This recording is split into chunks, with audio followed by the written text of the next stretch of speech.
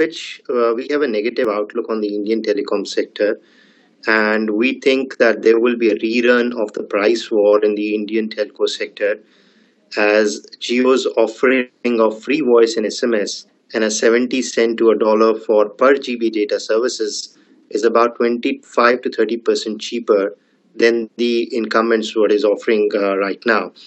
I think that will affect their EBITDA margins by 250 to 300 basis points. The incumbents' blended revenue per user will fall anywhere by 10 to 15% from existing $2.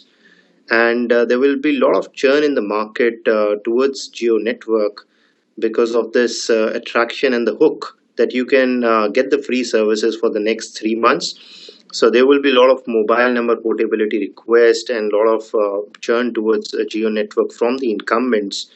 And the incumbents will definitely start feeling a lot of challenges and pain in the next 12 to 18 months, especially for the smaller telcos, including Idea Cellular and Reliance Communication, which don't have the pan India 4G network services, and also they have a lower subscriber base and doesn't have so much of financial competing power against Bharti and Jio.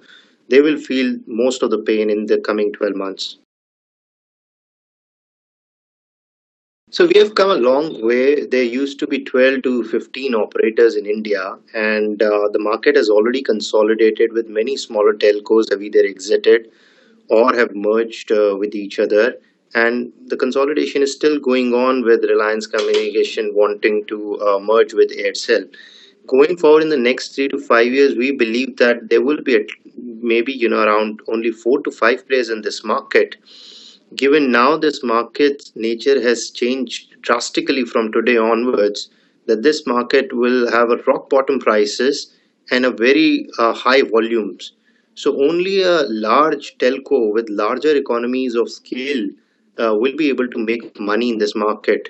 So it's a game of large economies of scale now. The smaller telcos with small subscriber base will find it very difficult to make money in this market. So I believe that smaller telcos, including Telenor, Arcom, and Aircel, is anyway trying to merge each other. Public sector companies, MTN and BSNL, they will be the first ones who would clamor to either merge with each other or try to exit from this market or being acquired by the larger incumbents because there is no way they can compete at such low prices. I think medium term, the pricing power will come back to the sector. So in the short term, what we will see is the price war will happen in the next 12 to 18 months as Geo comes out with its low tariff and incumbents will more or less will have to retaliate with the same kind of tariff to retain their existing subscriber base.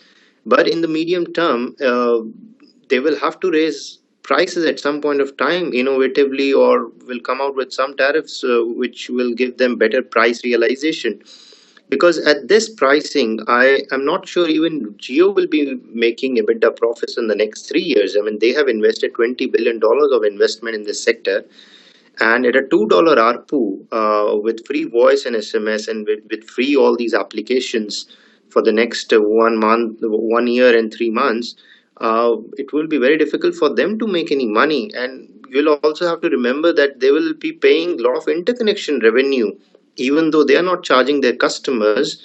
But they will have to pay a lot of interconnection revenue to the incumbents for the voice calls which are terminating on their network.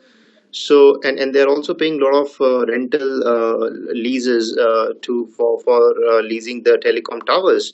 So their operating expenses bill is quite large. For them to make positive EBITDA, it will take 2 to 3 years.